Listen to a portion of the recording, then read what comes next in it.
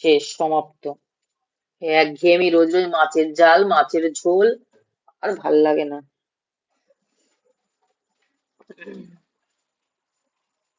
জিজু বলে হাসছে আমাদের রশনি। ও বাবা,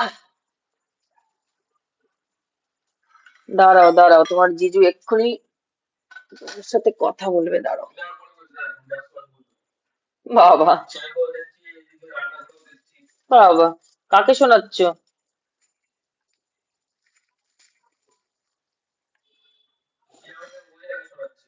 উম,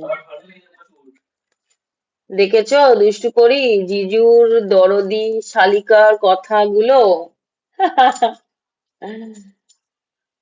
এই সেই,